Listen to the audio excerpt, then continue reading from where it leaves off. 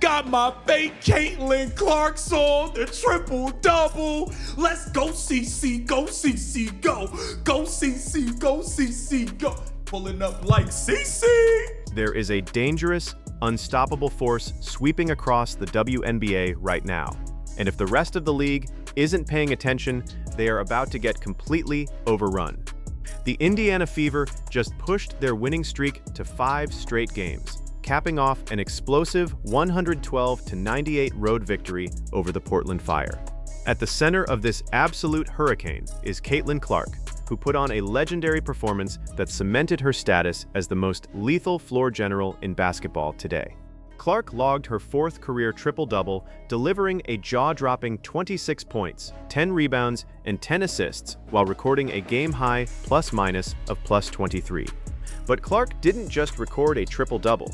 She smashed another historic record, officially becoming the fastest player in WNBA history to reach 1,500 career points and over 500 career assists. Every single night she steps onto the hardwood, she rewrites the history books and forces defenders to reconsider their entire approach. With this 5th consecutive victory in the books, the Fever are officially firing on all cylinders, and Clark has already set her sights on her next target, sending a clear warning message ahead of Sunday's high-stakes showdown against rookie guard Olivia Miles and the Minnesota Lynx. But we got to get into the Clark show first, man.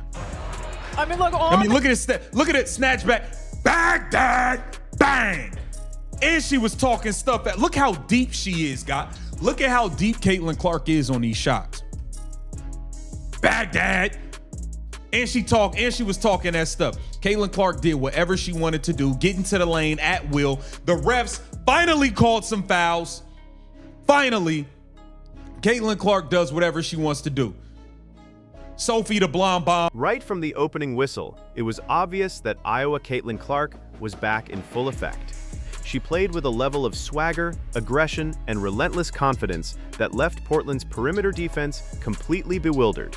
Clark operated with absolute freedom, pulling up from 38 feet out, executing devastating snatchback crossover dribbles, and getting into the lane whenever she pleased.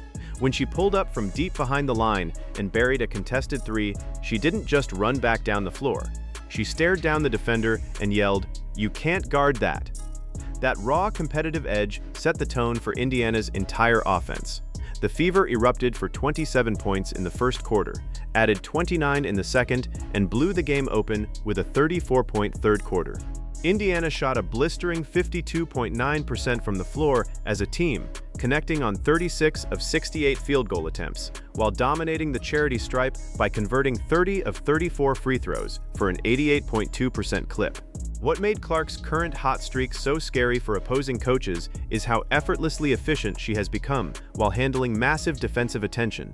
Scoring 26 points in a high-intensity road game is impressive on its own, but doing it on just 9 field goal attempts is pure basketball genius. Clark shot 5 for 9 from the floor, including 2 for 5 from three-point range, while relentlessly attacking the basket to force the officials to blow their whistles. She marched to the free throw line 17 times, sinking 14 of those attempts to keep the scoreboard constantly ticking. Even when referees missed blatant fouls, like a driving layup in traffic where Clark absorbed heavy contact and converted a tough circus finish without getting the call, she never lost her composure. She simply popped back up, locked back in defensively, and continued to dictate the terms of the game. Just too much Caitlin Clark. Just too much Caitlin Clark. This girl, she's unstoppable. Getting to the rim, crossing you over. That should have been an and one. That should have been a 4-point play. The refs are absolute trash for not calling that. That should have been a 4-point play. Period. Point blank, period. That's a 4-point play, man. The refs is garbage. On top of her scoring, Clark's elite playmaking was on full display throughout the night. She pulled down 10 defensive rebounds to spark instant transition breaks and handed out 10 assists, marking her 4th career triple-double and tying her for 3rd all-time in WNBA history. In fact, multiple analysts and commentators watching the game noted that if center Aaliyah Boston hadn't missed a handful of contested layups in the first half, Clark could have secured her triple-double before halftime. Boston had a tough start, finishing around the rim, missing 4 layups early, but she still put together an incredibly versatile overall stat line, finishing with 14 points, 9 rebounds, 6 assists, 2 blocks, and a game-high 5 steals. Clark's ability to collapse the defense and set up her front court partners kept Portland on their heels all night long. Kelsey Mitchell, you have to start passing the ball. So I'm gonna be honest, you was doing a lot today. Okay, oh my God, that snatch back bomb. And I love this. Look, she said, you can't guard that. You can't guard that. She was talking that talk. Iowa CC is back. She's back. That court vision was especially evident in Clark's dynamic chemistry with veteran guard Kelsey Mitchell. Throughout the game, Clark repeatedly sliced open Portland's defense with pinpoint backdoor passes, hitting Mitchell in stride for clean finishes at the rim. Mitchell finished tied with Clark for a team-high 26 points, shooting 9 for 21 from the floor with 4 three-pointers, while extending her streak of consecutive 20-point games to 13. That historic scoring run tied her with legendary icon Diana Taurasi for the second-longest 20-point streak in WNBA history. While some analysts pointed out that Mitchell took a high volume of shots and was somewhat inefficient on the night, her scoring punch alongside Clark gave Indiana a backcourt duo that Portland simply had no answer for. Y'all, KK was balling off the bench. You see Caitlin Clark, this is her 10th assist for that triple-double, okay? Caitlin Clark did what she had to do. But a star of this game, in my opinion, the second best player on the floor tonight was Makayla Timpson. Makayla Timpson came off the bench and was 7 of 8 from the floor, 15 points, 3 rebounds, 2 steals, and she created a bunch of extra possessions for the Indiana Fever because she was all over. Celebrate Makayla Timpson. While the star guards generated the headlines, the true unsung hero and second-best player on the floor for Indiana was reserve forward Makayla Timpson, known affectionately to fans as KK. Timpson provided an incredible burst of energy off the bench in under 20 minutes of action.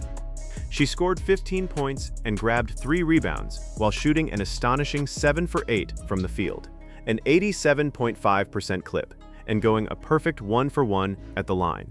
Timpson worked relentlessly on the glass, contested shots, recorded 2 steals, and created extra possessions for the Fever by running the floor with intense purpose.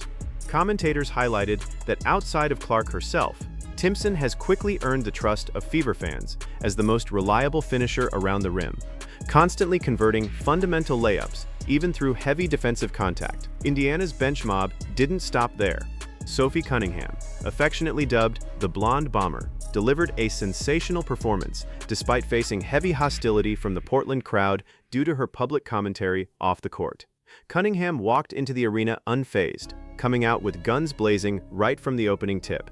She logged 27 minutes off the bench and poured in 13 points on 4 for 6 shooting, including a lethal 3 for 5 effort from 3-point range, along with 3 assists, 2 steals, and a +18 rating. Cunningham knocked down 2 massive 3-pointers in the first quarter alone, immediately silencing the hostile crowd and yelling back at the stands after each shot. Her grit, veteran leadership, and sharp shooting have become essential components of Indiana's winning identity. Blonde Bomber from the 3-point line. Sophie came out the game smoking. Guns blazing, baby. Guns blazing, baby. Sophie Cunningham, 13 points, 4 of 6 from the floor, 3 of 5 from 3. She had 2 of those threes in the first quarter. 3 assists, 2 steals. She was a +18. Sophie Cunningham played a hell of a game. Sophie Cunningham played a hell of a game, man. 27 minutes, 13. In addition to Cunningham and Timpson, frontcourt starter Monique Billings delivered another gritty, high-impact effort inside. Billings logged 29 minutes and scored 15 points to go along with 7 rebounds, 2 steals, and a block, posting a +17 rating. She dominated key stretches of the second half, scoring crucial second-chance points and drawing fouls when Portland attempted to mount a comeback. Indiana's rotational depth proved to be the deciding factor, as the Fever outworked and out-executed Portland in every phase of the game, despite minimal production from Tiasha Harris and a short 8-player rotation. Hate on her all they want. The one thing they cannot do is stop her. This is her 4th career triple-double. She's tied for third all time. Caitlin Clark, the best there is, the best there was, the best there ever will be. She's absolutely doing her thing. Caitlin Clark over the last 5 games, 29 points, 9 assists, 4 rebounds, shooting 56% from the floor, 48% from 3. The numbers over this 5-game winning streak are nothing short of breathtaking. During Indiana's 5-game streak, Caitlin Clark has been on an otherworldly tear, averaging 29 points, 9 assists, and 4 rebounds per game, while shooting 56% from the field and 48% from beyond the three-point line. She isn't just playing at an all-star level, she is putting up numbers that redefine what a guard can accomplish in modern basketball. The critics and doubters can try to minimize her impact or nitpick her game all they want. But the reality is undeniable. Caitlin Clark is playing like the best player in the world, and nobody has found a way to slow her down. With this dominant 112-98 win over Portland in the books, the Indiana Fever are riding an unshakable wave of momentum as they head into Sunday's massive matchup against the Minnesota Lynx. That game features an intriguing head-to-head spotlight with Minnesota's standout rookie guard, Olivia Miles. Miles has been turning heads across the league, but fans and analysts are already anticipating a fierce welcome from Clark. As commentary channels and fans noted following the Portland game, Clark is coming into Sunday with clear intent to set the tone early against the young rookie. The Fever are playing with supreme confidence, elite chemistry, and a ruthless competitive instinct. If Indiana continues to shoot over 50% from the field and dominate the glass, the rest of the WNBA is going to have a very difficult time stopping this team. As the Fever prepare for Minnesota, one thing is crystal clear. Caitlin Clark is on a mission, and the Fever show is only getting started. Analyzing the broader tactical picture, head coach Stephanie White's squad has developed a lethal offensive identity built around floor spacing and relentless pace.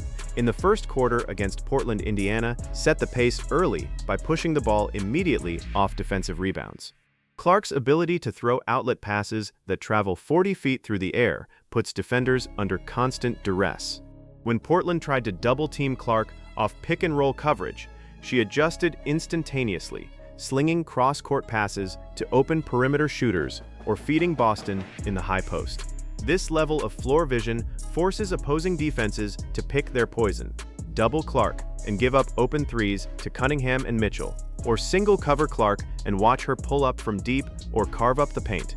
Furthermore, Indiana's physical toughness at the free throw line has become a major differentiator during this 5-game winning streak. Going 30 for 34 at the charity stripe in a hostile environment demonstrates remarkable composure.